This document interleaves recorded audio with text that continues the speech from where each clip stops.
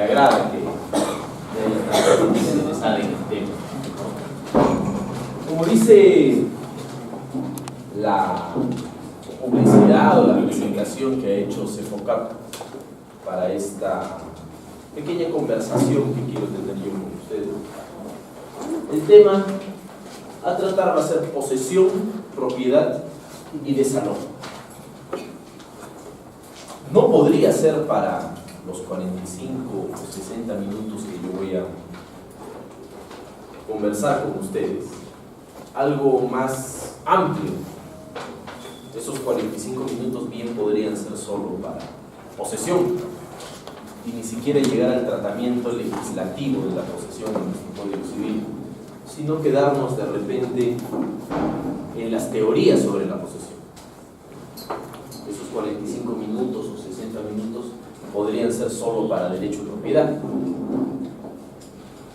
y necesitaríamos mucho más tiempo seguramente para abordar las acciones posesorias y los interdictos, las pretensiones posesorias y los interdictos, o las acciones que cautelan el derecho de propiedad.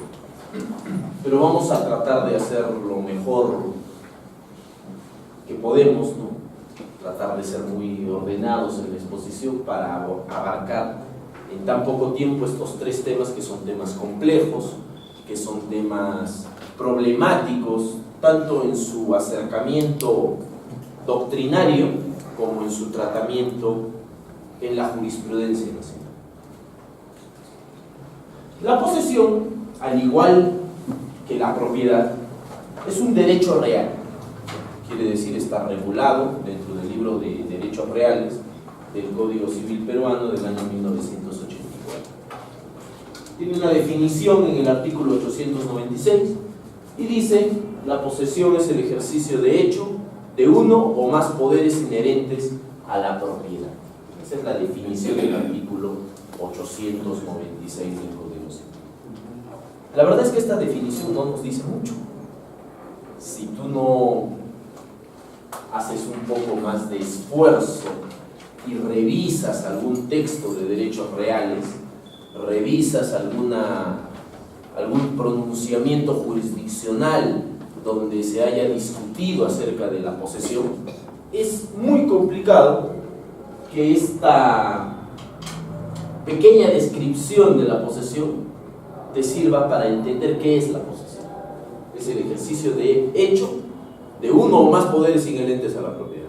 Entonces, lo primero que nos preguntamos es: ¿cuáles son los poderes de la propiedad? Lo segundo que nos preguntamos es: ¿por qué aquí estamos ante un ejercicio de hecho? Eso quiere decir que en la propiedad estamos ante un ejercicio de derecho, ¿no? Que el propietario ejercita sus atribuciones vinculado a una situación de derecho y el poseedor no. Entonces, en realidad, esta definición legislativa, más que certezas, genera dudas. Y podríamos ir hasta Savigny y hasta Jering para buscar una definición que sea más satisfactoria y tratar de partir de estos dos autores clásicos, ¿no? Y así llegar a por qué el artículo 896 define la posesión de este modo. Savigny postula la teoría subjetiva sobre la posesión. Y él dice: para que un sujeto sea considerado poseedor, requiere primero un contacto físico con el mismo. El corpus. Contacto físico con el mismo. Por ejemplo, el contacto que tengo yo con este control de diapositiva. Por ejemplo, el contacto que tengo con las prendas que llevo puestas. Por ejemplo, el contacto que tengo con mi teléfono celular. Ahí hay corpus. Pero además del corpus, dice Savigny, para ser considerado poseedor, yo necesito animus domini. ¿Y qué es el animus domini? El animus domini es la intención del poseedor de actuar como dueño de la cosa. como propietario del bien. Si nosotros partimos y arribamos a la teoría subjetiva de Savigny, vamos a identificar que hay ciertos casos en los que un sujeto puede ser considerado poseedor. Y en los demás casos que no reúnan las características que hemos señalado acá, sobre todo el animus domini, el sujeto no puede ser considerado poseedor. ¿Quién es poseedor? Primero, el dueño. Por ejemplo, el dueño de un inmueble vive en ese inmueble, tiene corpus, porque tiene la llave, no permite que nadie más entre, duerme ahí almuerza, ahí pasa los domingos descansando, tiene corpus. Pero además tiene animus domini, porque él es dueño, no reconoce en otro mejor derecho que el suyo. ¿Me dejo entender? ¿Quién más tiene animus domini? El usucapiente, es decir, el poseedor en vías de adquirir por prescripción. Él se quiere quedar ahí más de 10 años y luego hacer su juicio de prescripción. Tiene animus domini. ¿Quién más tiene animus domini? El ladrón. ¿Por qué el ladrón? ¿Acaso el ladrón te roba tu celular para hacer una llamadita y devolvértelo? No, el ladrón se roba tu celular para venderlo y obtener una renta como si fuese el dueño. ¿Quién no tiene animus domini según la posición de Savigny? El arrendatario. ¿Por qué el arrendatario no tiene animus domini? Porque le paga la renta al arrendador y por lo tanto reconoce mejor derecho que el suyo, si no, no pagaría renta. ¿Quién tampoco tiene animus domini? Por ejemplo, el usufructuario no tiene animus domini. El depositario no tiene animus domini. Entonces, quien no se crea dueño del bien, no vendría a ser poseedor. Y si nosotros revisamos con detenimiento el 896, al hacer referencia a la propiedad, y solo nos quedásemos con el 896, diríamos, no, el Código Civil ha adoptado la posición de Savigny. Jering, rebatiendo la teoría de Savigny, ¿no? Rebatiéndola, porque como bien dice Gunther González, no hubo un debate, porque cuando Jering postula su teoría, Savigny ya había muerto, y un debate pues es face to face, ¿no es cierto?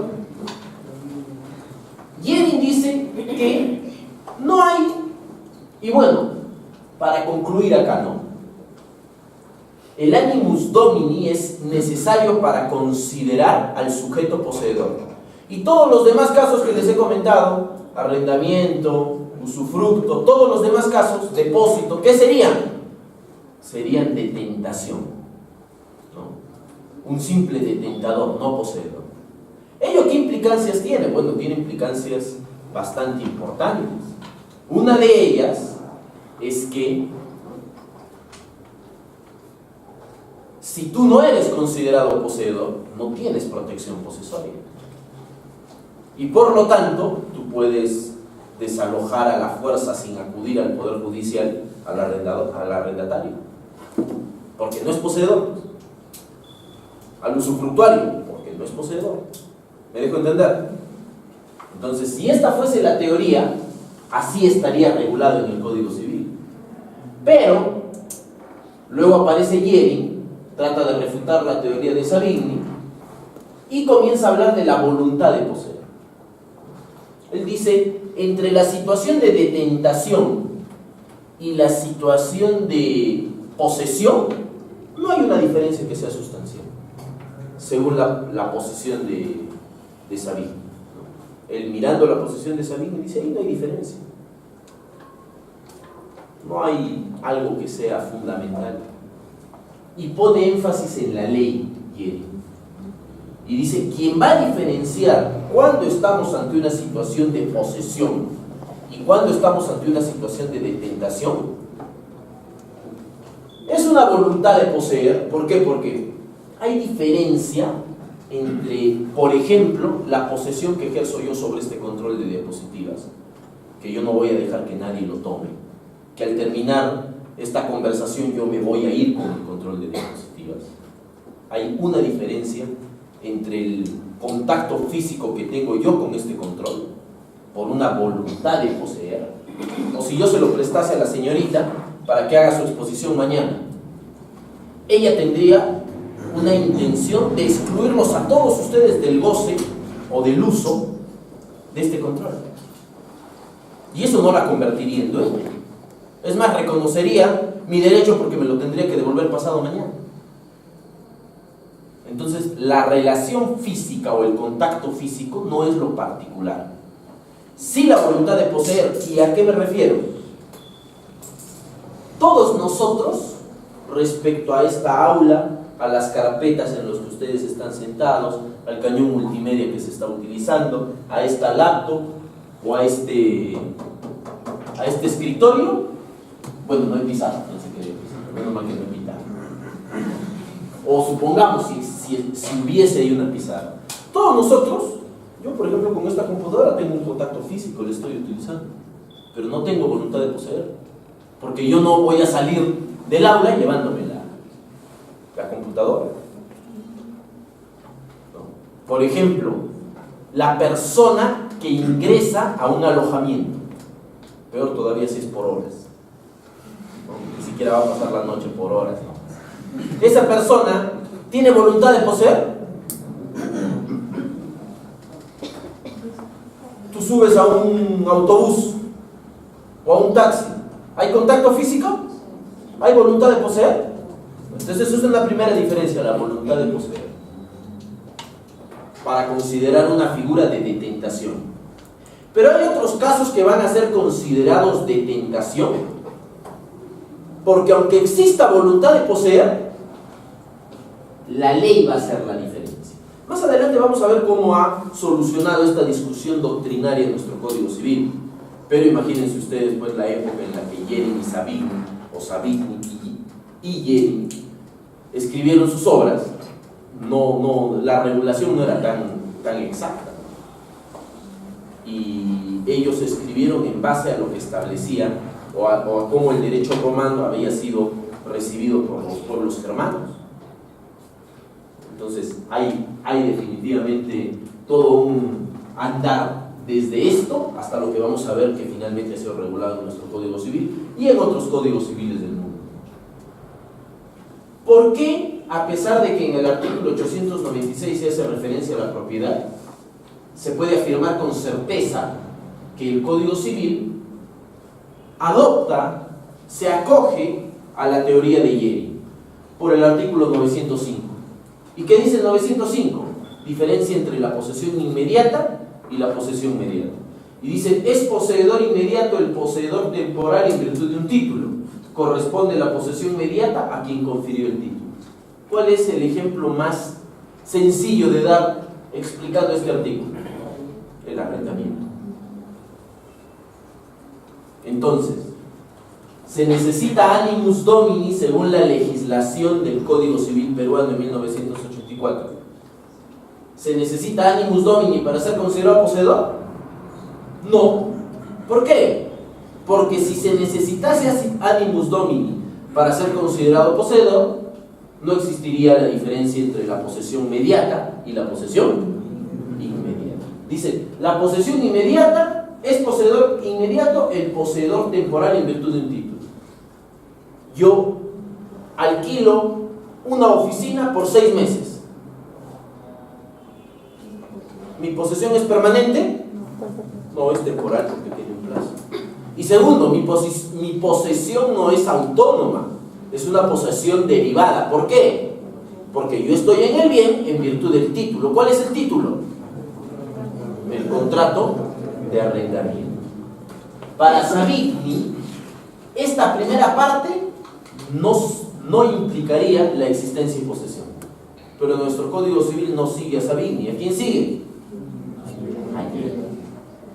Pero miren ustedes la ficción que crea el artículo 905.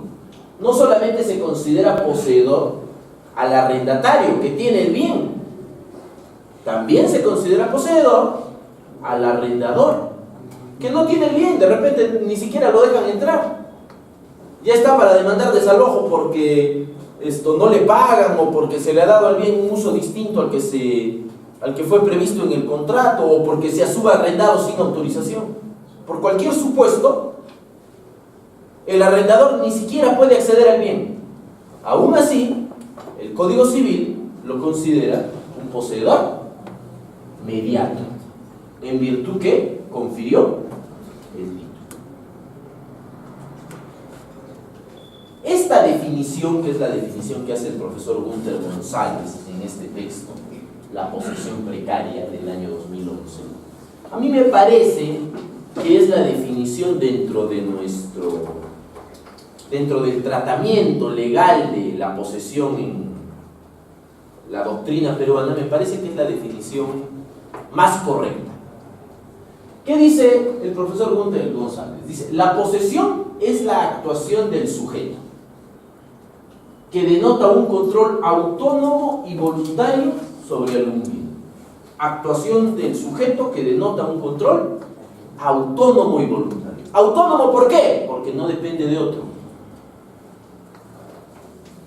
¿Y voluntario por qué?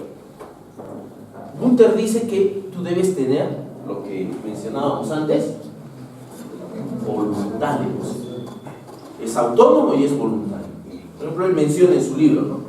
Un incapaz no puede ser considerado poseedor, porque ahí tenemos un problema en la voluntad. Dice, destinado a tener el bien para sí con relativa permanencia o estabilidad. Eso diferencia la posesión de la tenencia. Yo tengo esta computadora para mí con relativa con relativa permanencia o estabilidad. No, ahorita acaba esta conversación y yo me retiro y la computadora se va a quedar acá. El huésped respecto al cuarto, ¿tiene relativa permanencia o estabilidad? No. Termina su asunto y se va a retirar. Y cuya finalidad es el uso y disfrute, aunque sea de modo potencial. Aunque sea de modo potencial. La vez pasada fue una inspección judicial. En el inmueble había un guardián. Era un caso de desalojo, reivindicación. En el inmueble había un guardián. Y la persona que estaba reclamando que le entreguen el bien decía que el demandado no ocupaba el bien porque vivía en Lima y que por lo tanto él no era poseedor. Esa es una concepción de la posesión errada. ¿Por qué? ¿Acaso el propietario no se va de viaje y deja con guardián o con llave su casa? ¿Y por eso deja de ser poseedor? Si vive en Lima y tiene un guardián acá o tiene un arrendatario aquí en Huamanga, eso no le quita la condición de ser poseedor. Una persona que vive en el extranjero ¿puede adquirir por prescripción un bien acá en el Perú? Sí. ¿Por qué? Porque la posesión tiene que ser el uso y disfrute del bien, aunque sea en modo. Potencialmente, la persona que vive en el extranjero, que tiene un guardián acá y tiene un apoderado judicial que va a iniciar la demanda de prescripción, puede acreditar que él tiene dominio del bien como poseedor desde hace más de 10 años, ¿sí o no? Yo como abogado del demandado en este juicio de prescripción podría presentar el récord migratorio y probar que esta persona ha salido hace más de 15 años del Perú y no retorna. Y con eso decir, momentito, la posesión no se está... El señor no puede adquirir por prescripción el bien porque no es poseedor hace 15 años, está en el extranjero. El demandante, el poseedor potencial, presentará pues los contratos de locación de servicios que tiene con el guardián, presentará sus recibos de pago de luz, de agua, de teléfono, de cable, lo que tenga. ¿Me dejo entender? Entonces la posesión se puede ejercitar aún de modo potencial. No necesitas estar en el bien de forma permanente, ¿no? El asunto es que tú destines el bien para tenerlo para ti. Esta me parece la definición más correcta, más adecuada de todas las que yo he podido analizar dentro de los profesores de Derecho Civil en el mundo. Y luego tenemos que diferenciar la posesión de la tenencia o de la detentación del bien. El artículo 897 del Código Civil habla de la figura del servidor de la posesión, que no es poseedor. Entonces dice, no es poseedor quien, encontrándose en relación de dependencia respecto de otro, conserva la posesión en nombre de éste y en cumplimiento de órdenes e instrucciones suyas. Dice que ahí no estamos ante un poseedor.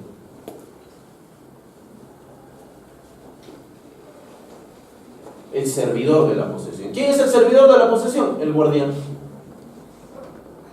Un guardián que tú pagas para que cuide tu casa y que tenga ahí un pequeño espacio para vivir, incluso con su familia, no es poseedor, es servidor de la posesión. Es más, el Código Procesal Civil establece la figura del llamamiento posesorio. Cuando es demandado el guardián tiene que comunicarle al juez que él no es poseedor, sino que es servidor de la posesión. Y como tal, el juez tendrá que emplazar a quien sí es poseedor. Es decir, a quien da las instrucciones y las órdenes a ese guardián. Lo que discutimos sobre Savigny, Jhering, en el sentido de que para Savigny se necesitaba el animus domini, para Jhering un simple ánimo de poseer, una voluntad de poseer, y que la ley era quien diferenciaba en qué caso nosotros nos encontrábamos ante detentación y en qué caso nos encontrábamos ante posesión. Es lo que ha sucedido con este artículo. Este artículo ha definido claramente quién es servidor de la posesión, quién es detentador. El profesor Héctor Lama, dice: en nuestro país se ha definido con precisión el concepto de detentación y ha quebrado en definitiva cualquier discusión sobre el tema, reduciendo esta figura pues solo al servidor de la posesión. Y ahí cita el artículo 897 del Código Civil. Pero hace una referencia que es bastante válida. Yo les he dicho, si uno es detentador y no poseedor, no puede beneficiarse de la defensa posesoria. Supongamos que yo tengo un guardián en mi terreno, un guardián,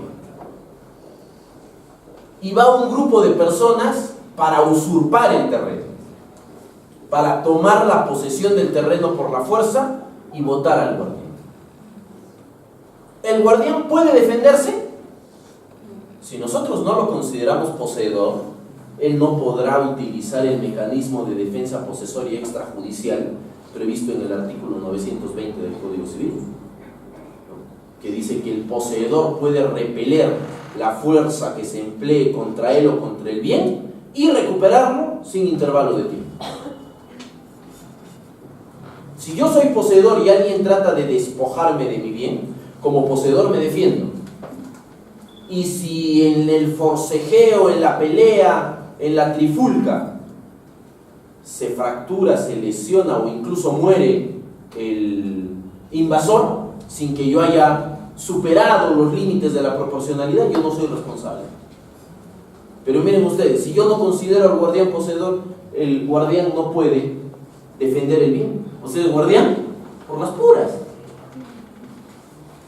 simplemente será guardián por ese sentimiento reverencial de que en esa casa hay alguien y no me voy a meter. ¿Me dejo entender? Entonces, por eso el profesor Héctor Lama dice: es preciso señalar, no obstante, que el tenedor o detentador que posee el bien en interés ajeno, al no ser poseedor, no puede ejercer la defensa posesoria que la ley prevé para los poseedores, lo que en muchos casos resulta un contrasentido. En el caso del guardián, que no se encuentra habilitado para ejercer la defensa posesoria extrajudicial cuando existe intento de despojo por terceros del bien que está cuidando, el sistema debe proporcionar a este tipo de detentadores la posibilidad de ejercer la defensa posesoria en nombre del poseedor, siempre que éste le autorice. Entonces miren ustedes las contradicciones que tiene nuestro código.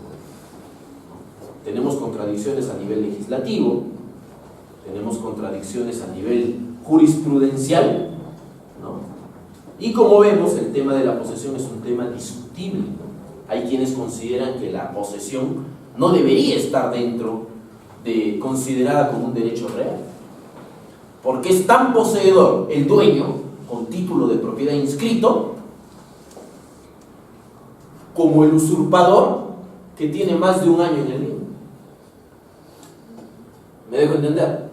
O el usurpador en líneas generales que no ha sido despojado, ¿no? El artículo 920 habla ahora de 15 días.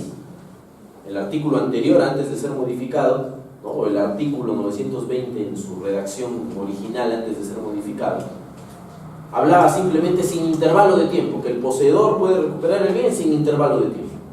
Pero hoy día la modificación del 920, que está muy mal hecha, pone un plazo de 15 días, desde que tú te enteras. Entonces, si yo he estado fuera del Perú, han pasado 15 días, yo he dejado mi bien cerrado, y llego al Perú, he estado fuera del Perú 6-7 meses, llego al Perú, o llego a Huamanga porque he estado en Lima, he dejado mi bien cerrado con candado, llego al Perú y constato que mi bien ha sido ocupado, que ese usurpador ya tiene 6 meses ahí, ya cambió la chapa, ya ha hecho poner cable, no sé. Ya. Yo digo, no, según la interpretación literal del artículo 920, así hayan pasado 6 meses, 1 año, 2 años, yo recién me he enterado. Y por lo tanto, puedo hacer defensa posesoria extrajudicial y recuperar el bien. Ese también es un contrasentido, porque la defensa posesoria judicial, que es el interdicto de recobrar en este caso, tiene un plazo de prescripción. ¿Cuál es ese plazo? 1 año. O sea, yo para ir al Poder Judicial, desde el despojo tengo 1 año. Pero para meterme por la fuerza, si yo interpreto perversamente el artículo 920 del Código Civil, tengo 15 días desde que me entero. Y me puedo enterar al año, a los 2 años, a los 3 años. Propiedad. La propiedad está definida también legislativamente en el artículo 923 del Código Civil.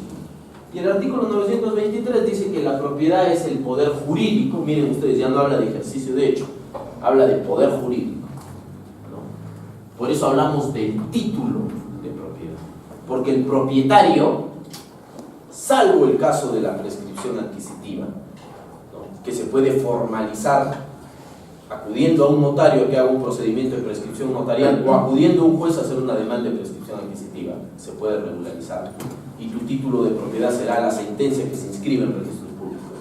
Pero en los demás casos, quien alegue ser dueño, ¿qué tiene que hacer? Probar que es dueño con su título de propiedad.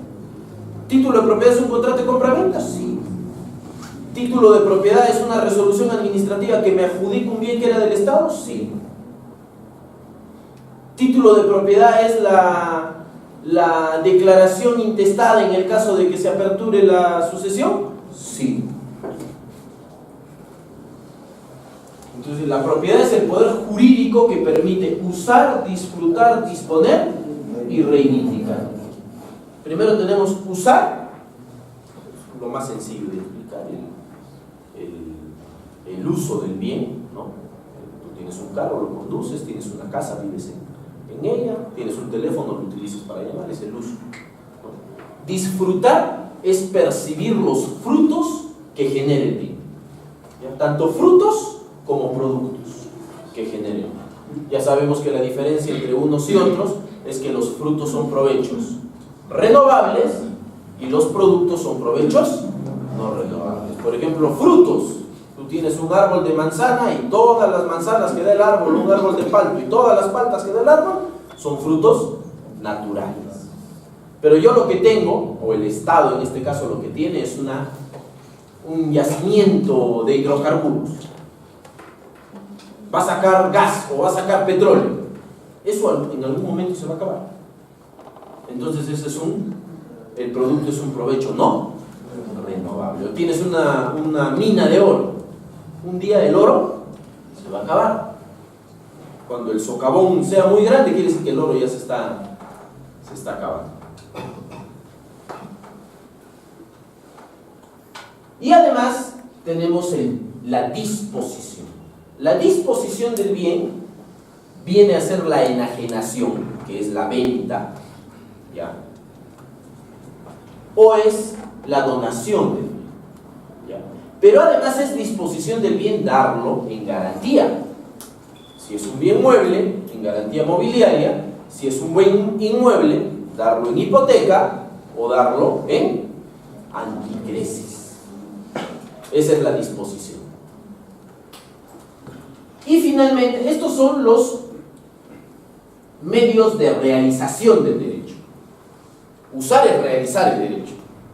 Tú eres dueño de un teléfono. Cada vez que llamas, cada vez que mensajeas, cada vez que whatsappeas, estás realizando tu derecho.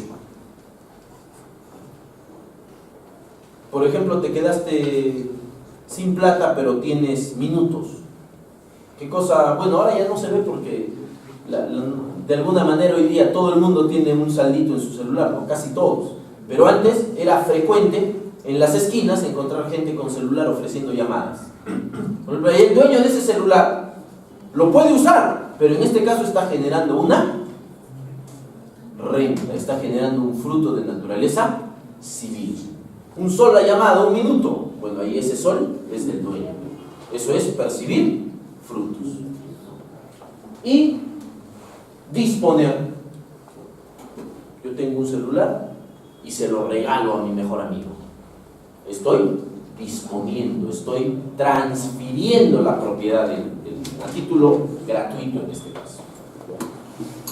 Estos son los medios de realización. Y este de acá, reivindicar, es el medio de protección. La demanda de reivindicación de bien.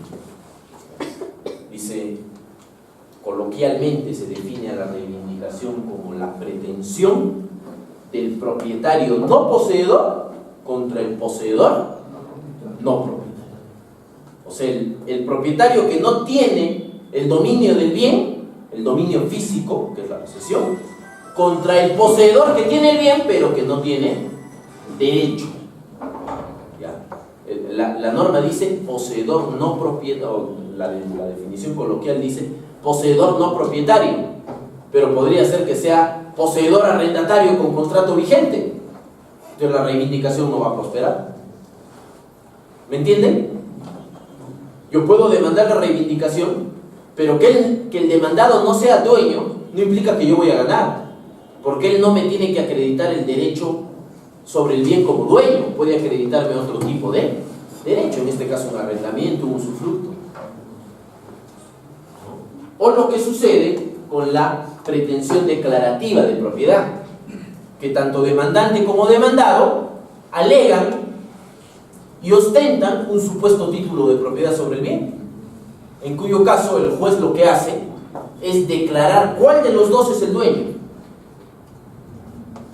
Antes la Corte Suprema decía, si tú ibas a un juicio de reivindicación y tanto demandante como demandado alegaban y tenían documentos para pretender acreditar que eran dueños, la Corte Suprema decía, no voy a discutir en reivindicación la pretensión de la demanda, la declaro improcedente y que vayan al mal llamado proceso de mejor derecho de propiedad. Pero esto era absurdo. ¿Por qué? Porque tú ya habías litigado 3, 4, 5, 6, 7 años y cuando llegabas a la Corte Suprema te decían, no, esto no lo vamos a discutir acá, váyase otra vía. ¿Qué dice hoy día la jurisprudencia uniforme de la Corte Suprema al respecto? La discusión de quién es el dueño, que en el Perú mal llamamos mejor derecho de propiedad, porque la propiedad tiene una característica, es un derecho exclusivo y excluyente, u oponible erga omnes. ¿Qué quiere decir que el derecho de propiedad se oponga erga omnes? Que se opone contra todos. Entonces, si la propiedad es un derecho exclusivo y excluyente, que tú reconozcas que hay mejor derecho de propiedad, implica que reconozcas que hay un peor derecho de propiedad. ¿Y cuál es el premio consuelo para el que tiene peor derecho de propiedad? Le doy la cocina, el baño. ¿Cuál es el premio consuelo? No hay premio consuelo. Tú lo que tienes que definir es si A o B es el dueño, pero no pueden ser dueños los dos y no puede haber uno con mejor y otro con peor derecho. Hay un solo dueño. Por eso el nombre correcto es pretensión declarativa de dominio. Es decir, el juez tiene que declarar ¿Quién es el dueño? No quién es el mejor dueño. A secas, ¿quién es el dueño? Y además el 923 nos dice que el derecho de propiedad tiene que ejercerse en armonía con el interés social y dentro de los límites de la ley.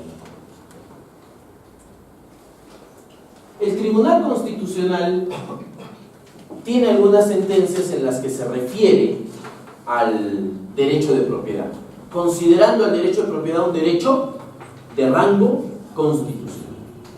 Nos dice, la propiedad como derecho fundamental se encuentra prevista en el artículo 2, incisos 8 y 16 de la Constitución. Este derecho, desde una perspectiva de derecho privado y jus privatista, se concibe como el poder jurídico que permite a una persona usar, disfrutar, disponer y reivindicar un bien. Así el propietario puede servirse directamente del bien, percibir sus frutos y productos y darle destino o condición conveniente a sus intereses patrimoniales. Esto lo ha dicho en la sentencia 30 del año 2004 en un proceso de inconstitucionalidad. Además, el Tribunal Constitucional se ha referido sobre el carácter constitucional, valga la redundancia, del derecho de propiedad y no así, es decir, no tiene rango constitucional la posesión o el derecho de posesión. Nos dice, el derecho de propiedad tiene reconocimiento y protección constitucional de conformidad con lo establecido en nuestra Constitución Política del Estado. Pero no todos los aspectos de dicho atributo fundamental pueden considerarse de relevancia constitucional. Aquí el tribunal considera que un atributo del derecho de propiedad es la posesión. Y les voy a decir por qué. El Código Civil establece el caso de la copropiedad. Supongamos, son 4 hermanos que son herederos de un bien y hasta que hacen su sucesión intestada y su división y partición, hay uno solo que ocupa el bien. Y por algún motivo ninguno de los hermanos quiere demandar la división y partición del bien. Los 4 están declarados como herederos, pero el bien lo ocupa uno solo de los hermanos y los otros 3 le piden que les permita acceder. El Código Civil permite, en el caso de la copropiedad, que el copropietario, que no puede, dice, servirse del bien, acuda ante el juez para que el juez regule el uso. Y básicamente, ¿qué es lo que haría un juez si recibe una demanda de regulación de uso de un bien en copropiedad? ¿Qué es lo que debería hacer un juez? No le están demandando división y partición, no podría dividir y partir el bien porque esa no es la pretensión de las partes. Tendría que ver qué es lo que le piden las partes primero, porque la parte puede decirle, señor juez, que ese bien se arriende y nos toque una 4ª parte a cada copropietario, pero de repente el bien no se puede arrendar. O no es esa la pretensión tampoco venderlo, porque al venderlo ya estamos en división y partición. ¿Qué podría pedir uno de los copropietarios? O los otros 3 contra el copropietario, el 4º que está utilizando, que está ejercitando la posesión del bien sin dar cuenta. Lo que podría pedirle al juez es, señor juez, provisionalmente divide usted en 4 el bien y denos a cada uno la parte que nos corresponde. ¿Me dejo entender? Entonces, cuando hablamos de la posesión, estamos haciendo referencia a que este viene a ser un atributo de la propiedad. Lógicamente, no es solo atributo de la propiedad, porque también es poseedor, aunque en algún momento va a ser desahuciado, el inquilino que ingresó al bien a través de un contrato de arrendamiento, pero que dejó de pagar la renta y se niega a retirarse. Él también es poseedor, pero su posesión no es el ejercicio de un atributo del derecho de propiedad, pues. Su posesión es una situación, es una posición jurídica que el derecho protege, pero que no corresponde a una circunstancia legítima, podríamos decir. Porque hay quienes, yo cuando enseño derechos reales, algunos alumnos me dicen, ¿por qué existe la posesión?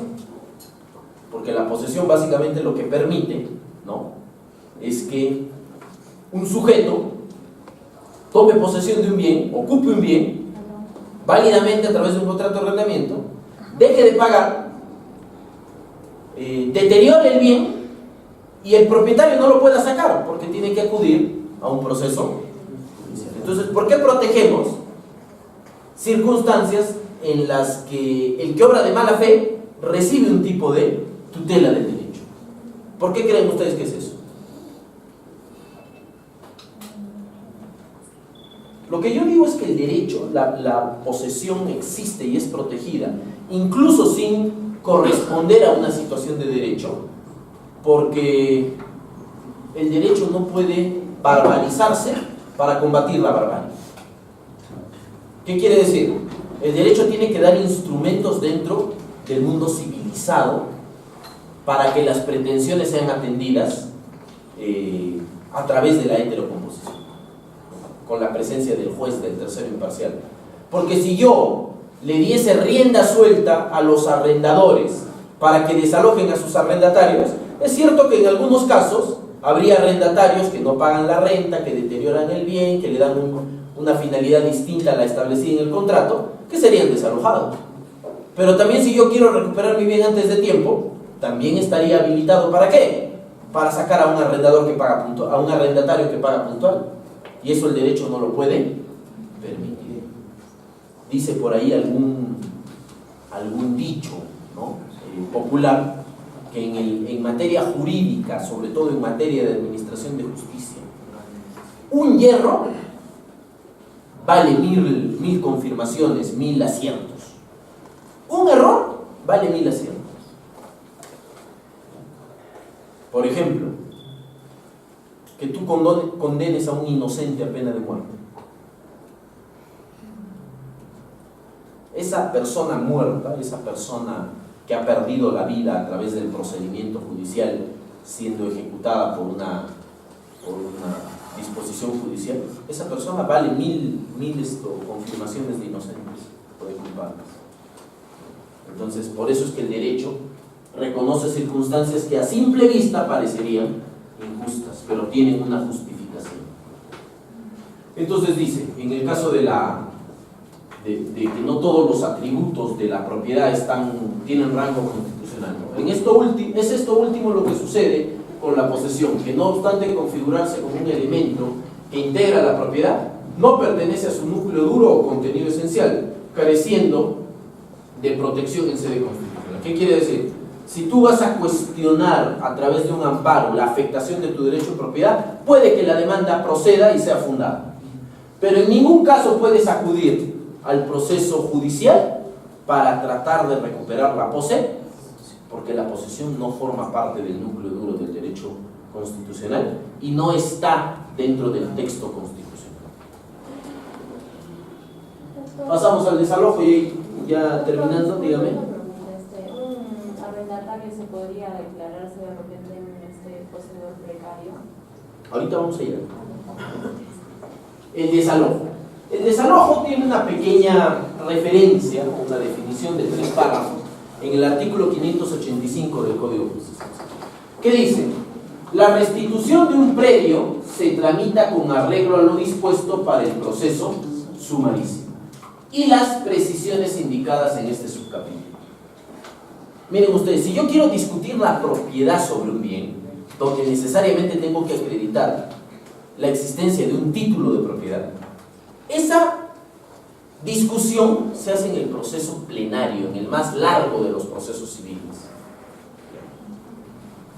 Pero, en el caso del desalojo, por ejemplo, de desalojar a un inquilino que no me paga la renta y cuyo contrato ya ha sido resuelto por ese motivo, por esa causal, el derecho, atendiendo a que se está generando una protección a quien probablemente no la merece, da una solución. ¿Y cuál es esa solución? Vamos a un proceso más corto. Sumario rápido. El nombre que le da nuestro Código Civil es sumarísimo. O sea, no es rápido, se supone que es rapidísimo. Pero no es así, pues. Lamentablemente la intención del legislador, la intención de los juristas que idearon estos procedimientos, no se cumple porque un proceso de desalojo en el Perú, en algunos lugares más que en otros, es un proceso que demora mucho. ¿A qué se debe? A la carga procesal, a los problemas estructurales del Poder Judicial y a un montón de cosas. Pero en el papel, un desalojo debería terminar rapidísimo. Tú presentas tu demanda y tienen 5 días hábiles para calificar. Supongamos que te la admitan de inmediato. Corre el traslado y el demandado tiene 5 días, se supone que con notificación electrónica, ya sumémosle 3 días hábiles más, ya son 8 días hábiles. El demandado tiene 5 días para contestar, 13 días hábiles. Y el juez supuestamente tiene 20 días para convocar audiencia. ¿En cuántos días estamos? 13, 33 días hábiles. ¿Ya? Para apelar la sentencia 5, 38, y en segunda instancia se debe emitir en 5 días más, 43 días hábiles. Antes que cambien de ministros, antes que salga un nuevo escándalo, tú deberías tener tu sentencia. Pero no sucede así, pues, ¿no?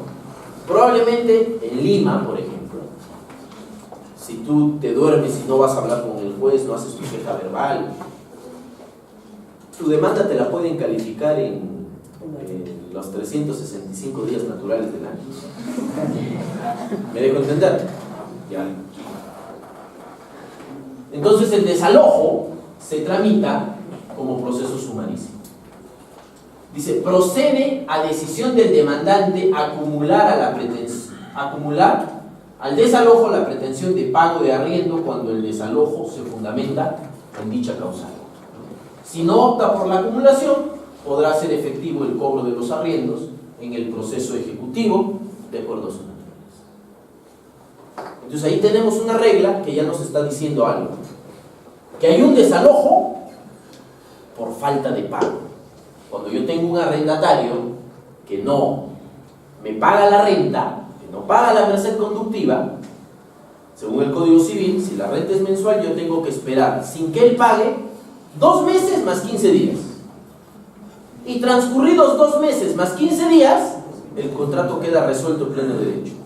Yo le remito su carta notarial, haciendo valer la resolución de pleno derecho del contrato, y bueno, lamentablemente lo tengo que invitar además a conciliar. Lo invito a conciliar y en ese momento quedo habilitado para demandar el desalojo por falta de pago. Tenemos también el caso del desalojo por posesión precaria, que es el que comentaba su compañera.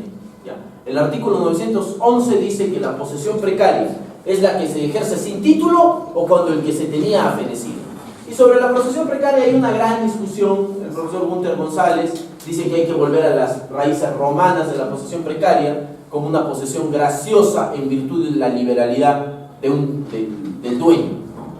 Lo que era posesión precaria en el derecho romano: yo tengo varias casas, una de mis casas está vacía y uno de mis hijos se casa. Y con su familia yo le permito que vive en una de las casas. Bueno, esa en el derecho romano era posesión precaria. Una posesión sin título en virtud de una gracia o liberalidad del propietario. Y yo podía pedirle a mi hijo en cualquier momento que me entregue el bien. Bueno, hoy día la posesión precaria, ¿qué es? Tenemos el cuarto pleno casatorio civil, ¿no? Casación 2195-2011 Ucayali, que en la primera regla vinculante, que es vinculante para todos los jueces que resuelven juicios sobre posesión precaria, establece: una persona tendrá la condición de precaria cuando ocupe un inmueble ajeno. Primera regla, inmueble ajeno, sin pago de renta y además sin título para ello,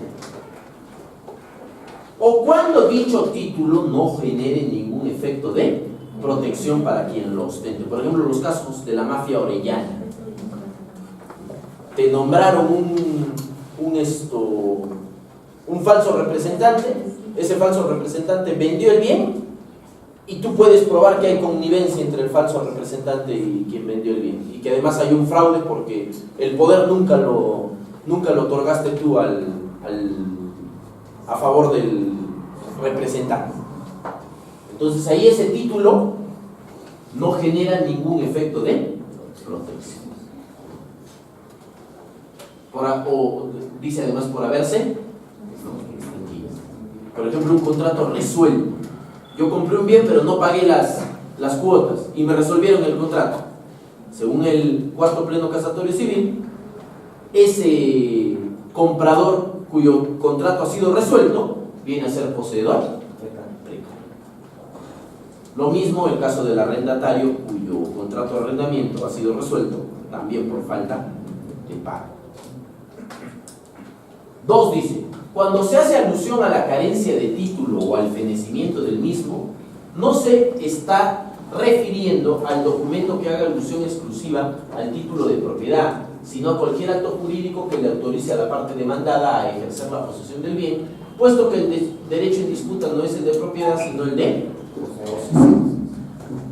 Más adelante vamos a revisar que el artículo 585 que ya leímos, que hace referencia a la restitución, ha sido interpretado por la Corte Suprema en un sentido. ¿Por qué?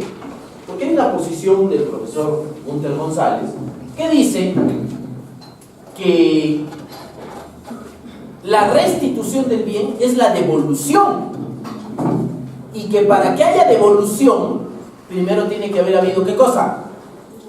Entrega. Entonces, ¿quién puede demandar desalojo? El poseedor inmediato contra el poseedor mediato. Pero pongámonos un caso en el que yo compro un bien, ¿correcto? Compro un bien de alguien que está inscrito en registros públicos como dueño, mi vendedor, le compro el bien, pero ni mi vendedor ni yo hemos ocupado nunca el bien. Ni él ni yo, ni mi vendedor ni yo hemos ocupado nunca el bien. Y el bien está siendo ocupado hace 10, 15, 20 años por un tercero. Y yo le demando desalojo por posesión precaria. ¿Él me va a poder enseñar título? No. Porque probablemente hace 10 años, hace 15, 20, 10 años, entró a un terreno que era un terreno baldío, desocupado, sin cerco, sin plantación. Yo, comprador, que nunca he ocupado el bien, ni yo ni mi vendedor, ¿puedo desalojarlo? ¿Es eso correcto? Yo no digo que la discusión no se pueda dar, pero creo que no es una discusión para un proceso de desalojo. ¿Ya?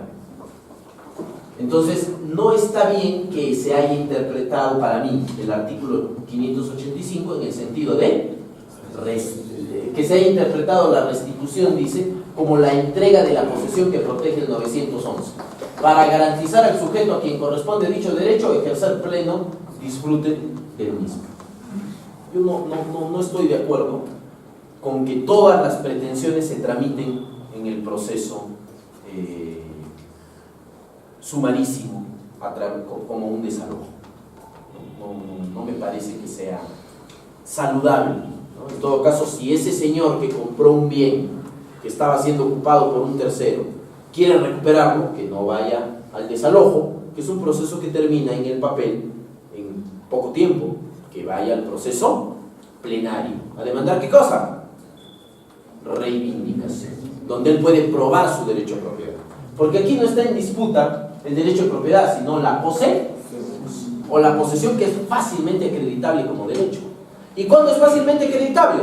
Cuando el arrendador demanda al arrendatario por vencimiento de plazo del contrato o por falta de pago. Dice que conforme el 586 del procesal civil, el sujeto que goce legitimación para obrar activa no solo es el propietario, puede ser el administrador o todo el que considere tener derecho a la restitución. Por otra parte, en lo que atañe a la legitimación pasiva, comprende a todo aquel que ocupa el bien sin acreditar su derecho a permanecer en él, disfrute de la posesión porque nunca la tuvo, porque la que tenía feneció. Hay otra regla que ya no vamos a revisar porque en realidad ya nos hemos excedido en el tiempo, que establece que cuando el demandado en el desalojo por posesión precaria alega haber adquirido por prescripción, presenta su acervo probatorio en la contestación de la demanda y el juez forma convicción respecto a si podría o no tener derecho de propiedad por haber adquirido por prescripción. Y por lo tanto debería declarar infundada la demanda. ¿Ya? Esta es una regla muy discutida porque entra en otro conflicto o en otra discusión. ¿Cuál es? La naturaleza jurídica de la sentencia de prescripción adquisitiva. Si es constitutiva o es declarativa. En otras palabras, si tú necesitas o no sentencia cuando has adquirido por prescripción, ¿no? Si tú ya has ejercido la posesión del bien por más de 10 años y esa posesión es continua, pacífica, pública, como propietario, si tú has cumplido con esos requisitos fácticos, ¿necesitas o no sentencia? La respuesta es importante, ¿por qué? Porque de que necesites o no sentencia depende tu defensa en este tipo de procesos. Si se considera que la sentencia es necesaria y recién ahí tú eres dueño, aquí no puedes alegar eso. Tú tendrías que traer tu sentencia. No, pero yo tengo posesión hace 20 años, no me interesa, ¿dónde está tu sentencia? No tengo sentencia, vaya a llorar al río. Finalmente, el año 2017, yo no estoy de acuerdo, ahí fueron los jueces superiores, ¿no? Los jueces civiles no nos mandaron. Pero por ejemplo, el año pasado hubo un encuentro jurisdiccional nacional de jueces civiles y ahí acordamos por mayoría, entre varios temas, que la sentencia de prescripción adquisitiva tenía naturaleza declarativa. Fuimos 2 jueces por distrito judicial. Ese fue el acuerdo que tomamos, que no es un acuerdo vinculante, es un criterio, un canon interpretativo que pueden adoptar o no los jueces a nivel nacional. Igual que este pleno jurisdiccional, donde fueron los jueces superiores del Perú, y llegaron a esta conclusión. Luego de la publicación del cuarto pleno casatorio civil, los jueces de paz letrado han quedado impedidos de conocer los procesos de desalojo en los casos. ¿Esto por qué? Depende de la renta, la competencia para el desalojo, cuando haya habido contrato de arrendamiento, se fija de acuerdo al monto de la renta. ¿Me dejo entender? ¿Ya? Pero ¿qué han establecido? La Corte, quienes acudieron a este pleno jurisdiccional civil nacional en Chiclayo, se zurraron en el Código Procesal Civil. No les interesó lo que decía el Código Procesal Civil. ¿Y qué establecieron? Que ya los jueces de paz letrado no pueden conocer procesos de desalojo, ¿no?, en los casos que exista requerimiento de restitución del bien de parte del arrendador hacia el arrendatario. ¿Qué dice el artículo 1704? Es el caso de la resolución del contrato. Por ejemplo, si me dejaron de pagar 2 meses más 15 días, yo envío mi carta de arrendamiento. Perdón, mi carta notarial dando por resuelto el contrato. Y en ese caso, yo ya no me puedo ir al desalojo por falta de pago. Tengo que irme al desalojo por precario. ¿Ya? ¿Cuál es el problema? Si yo me voy al desalojo por precario o me voy al desalojo por falta de pago, hagamos valer el principio pro actione. ¿Qué es el principio pro actione? Si hay duda, yo favorezco la interpretación que sea más adecuada a que el proceso continúe. Pero con esta regla, que cachetea, puñetea y tumba el principio pro actione, lo que se hace es, yo ya inicié mi proceso, imagínense, yo arrendador, ya inicié mi proceso de desalojo por falta de pago. Hice mi requerimiento notarial y invité a conciliar.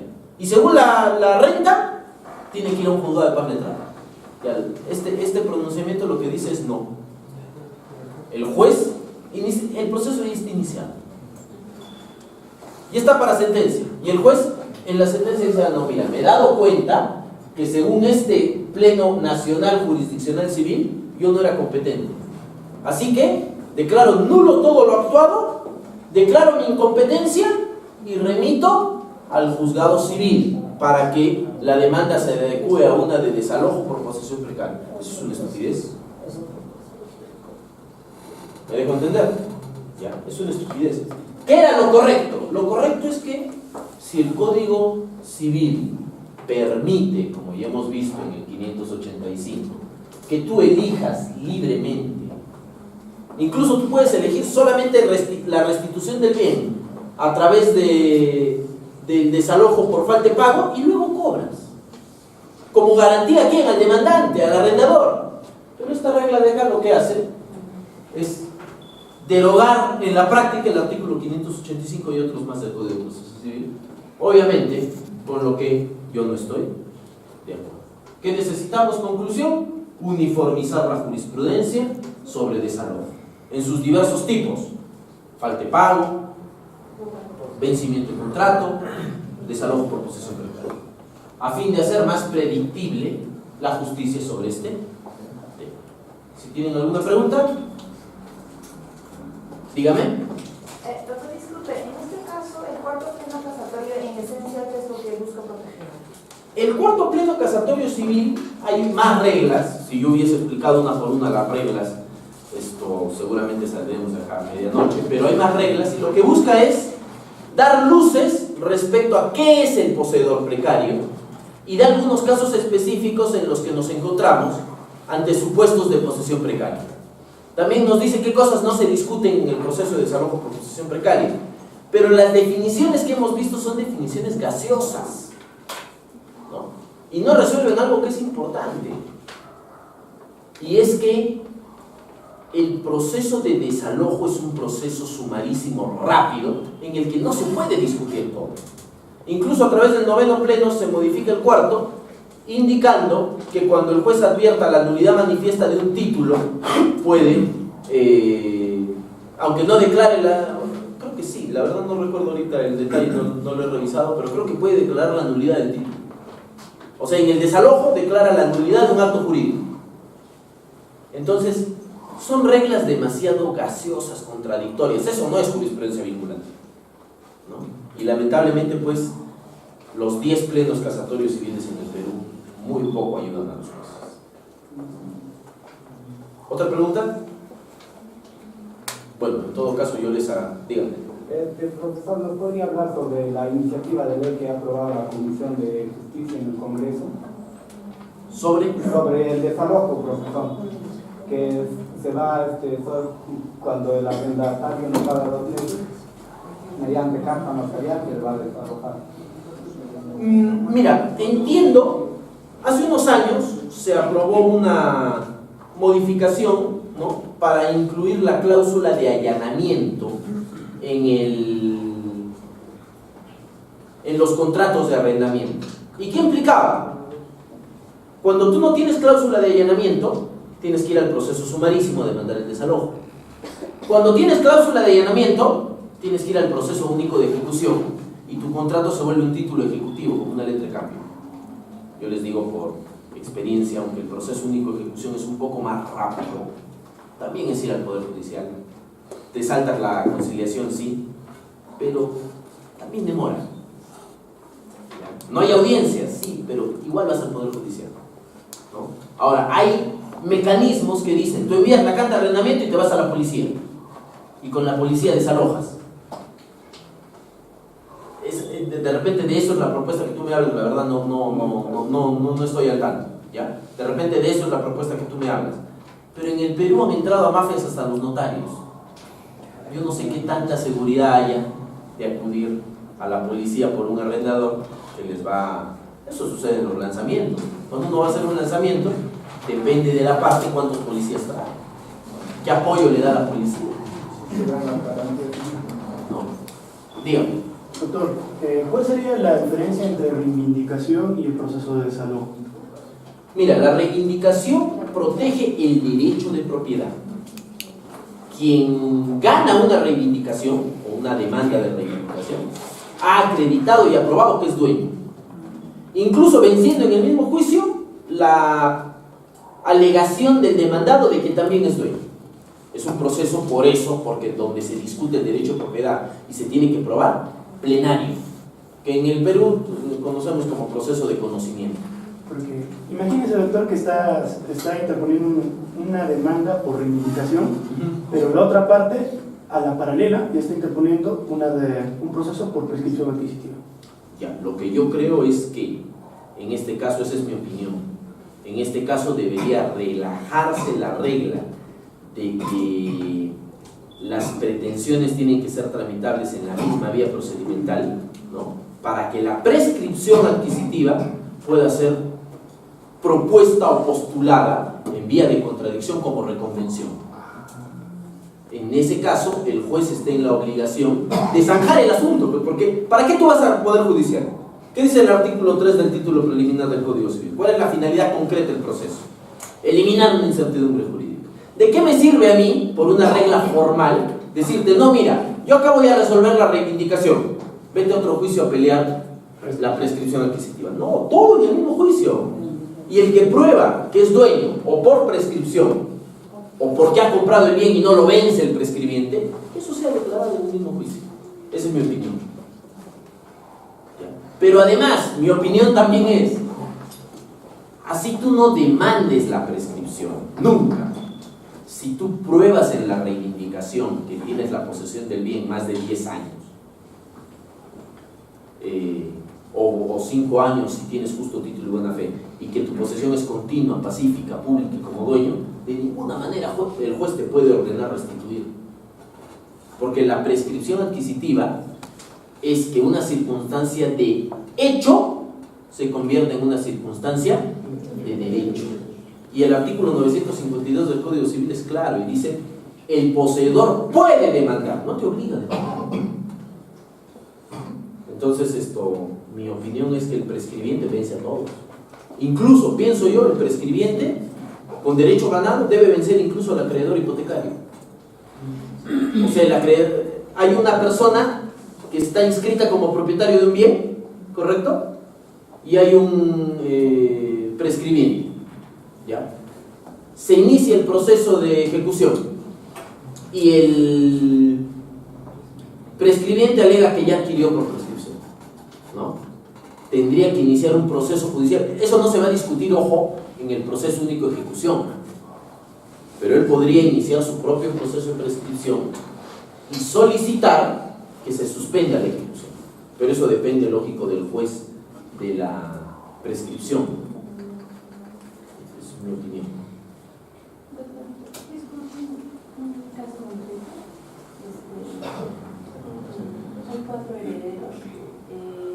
2 herederos transfieren a un tercero el bien inmueble, pero a través de la prescripción piden solo los 2 herederos quedantes prescriben el bien inmueble. ¿Contra el otro heredero? No. O sea, en un inicio eran 4 herederos, Ya. que les correspondía el 25%. Claro. Y lo que pasa es que 2 herederos, el 50% del bien, transfieren a un tercero. Y estos 2 herederos que quedan con 25% cada uno, prescriben la totalidad del bien de los copropietarios. Esa será su pretensión, porque ellos no pueden prescribir. ¿Por qué? No hay prescripción entre los copropietarios. Y si bien es cierto que aquí hay 2 que no son herederos, ellos han comprado derechos y acciones. Y al comprar derechos y acciones, han adquirido una participación sobre el bien. Lo que quiere decir que ahora son 25% dueño de derechos y acciones el hermano A, 25% dueño de derechos y acciones el hermano B, 25% de acciones el comprador del hermano C y 25% el comprador del hermano C. Pero sigue habiendo propiedad. Por lo tanto, entre ellos no hay prescripción adquisitiva. Eso es lo que establece el Código Civil. Y en caso de haber pedido la prescripción vía judicial, ¿mediante qué figura se podría esto los 2? Ellos podrían quedarse con todo bajo ninguna figura. No, Tienen que ir a la división y partición con los 2 compradores. No sería la división partición, pero sin embargo, cada uno ha pedido la prescripción a través de vía judicial. Como le digo, la prescripción, salvo que el juez no conozca el Código Civil, va a ser declarada infundada. ¿Otra pregunta? Bueno, tengo una pregunta. Cuando mencionaba sobre el tema de división y partición y el anexo por el que se solicita provisionalmente la división de la propiedad, si ya se inició un proceso de división y partición, ¿se puede plantear como medida cautelar que se divida provisionalmente, en este caso, la propiedad? Sí, lo puedes plantear como pretensión o como un incidente del proceso, ¿no? A través de una medida cautelar, que el juez provisionalmente regule el uso del bien, ¿no? Regule el uso. O podrías acudir a otro proceso a pedir la administración judicial, en tanto se resuelve la división y partición. Dígame. Disculpe, en el caso de que exista una compra-venta de una propiedad hace más de 20 años, por ejemplo, pero en el contrato de compra-venta habrían errores, digamos, en las líneas perimétricas, ¿no? En el espacio, y digamos que ahorita tiene viviendo 300 metros, pero en el contrato consignaron 200 metros. Y bueno, han pasado hasta la fecha 20 años y no ha registrado en el registro público, ¿vale la redundancia, no? El comprador de 200 que ocupa 300 puede demandar prescripción de los 100 metros. Sí. Sí. Justo acaba de salir un fallo. Ahí también ha habido jurisprudencia contradictoria de la Corte Suprema, porque en algunos casos la Corte Suprema ha dicho, por ejemplo, yo compro un bien a través de una minuta de compra-venta con firmas legalizadas ante notario, ocupo el bien 15 años, y como no me quieren otorgar escritura pública y no quiero ir al otorgamiento de escritura pública, demando prescripción. En algunos casos la Corte Suprema ha dicho, no señor, usted ha comprado, vaya a demandar otorgamiento, no prescripción. Pero hace poquito, ya, no he traído el número de fallo ahora, pero hace poco la Corte Suprema ha establecido que, no ha establecido porque no es precedente vinculante, pero ha emitido un fallo en un caso en el que dice que tú como propietario eres libre de elegir el mecanismo a través del cual haces el saneamiento físico y legal de tu propiedad. Y que por lo tanto, si compraste un bien y lo has ocupado, ya tú ves si demandas otorgamiento de escritura pública o prescripción adquisitiva. O sea, cualquiera de las dos vías. La más conveniente, digamos. Yo les voy a dejar mi correo, ya, anoten, es JA